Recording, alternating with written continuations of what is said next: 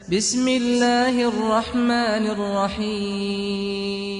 الحمدللہ کفا وسلام علی عبادہ الذین اصطفیٰ اما بعد۔ یہ ماہ محرم ہے،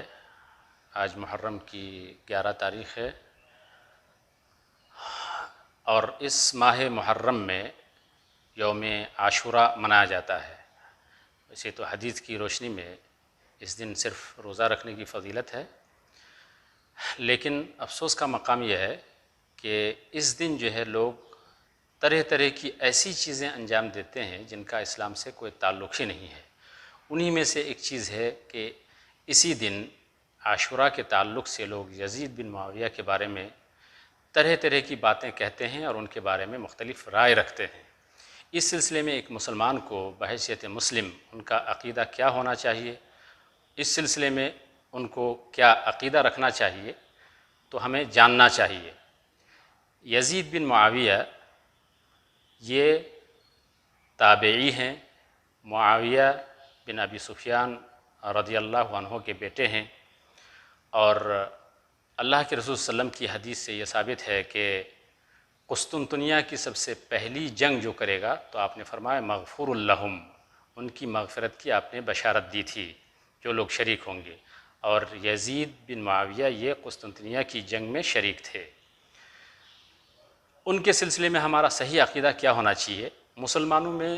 3 طرح کے فرقے عام طور سے پائے جاتے ہیں۔ ایک فرقہ تو یہ عقیدہ رکھتا ہے کہ یہ کافر اور منافق تھے اور انہیں گالی گلوچ کرتے ہیں، لعن طعن کرتے ہیں، یہ بھی صحیح نہیں ہے۔ اور دوسرے گروپ کے لوگ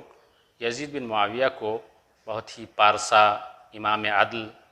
اور بلکہ بعض لوگ صحابہ میں ان کا شمار کرتے ہیں، اور کچھ لوگ صحابہ سے بڑھ کر کے ان کا مقام و مرتبہ انہیں دیتے ہیں، تو یہ بھی صحیح نہیں ہے۔ اس سلسلے میں امام احمد بن حنبل رحمہ اللہ اور علامہ ابن تیمیہ رحمہ اللہ کا جو موقف ہے وہ سب سے صحیح ہے۔ ان کے قول کا خلاصہ یہ ہے کہ اس سلسلے میں لوگ 3 فرقے میں بڑھ گئے ہیں، طرفان و وسط، 2 گروپ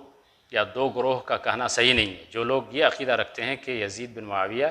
کافر اور منافق تھے، یہ بھی صحیح نہیں ہے۔ جو لوگ کہتے ہیں کہ ولی اللہ اور امام عدل تھے، وہ بھی صحیح نہیں ہے۔ بلکہ یہ کہنا چاہیے ان کے بارے میں کہ وہ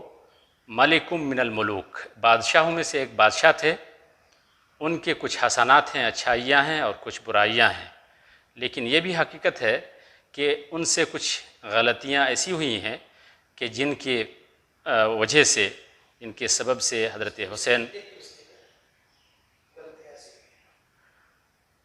یزید بن معاویہ سے کچھ غلطیاں ایسی سرزد ہو گئی ہیں کہ جن کی وجہ سے حضرت حسین رضی اللہ عنہ کی شہادت کا افسوسناک واقعہ پیش آیا۔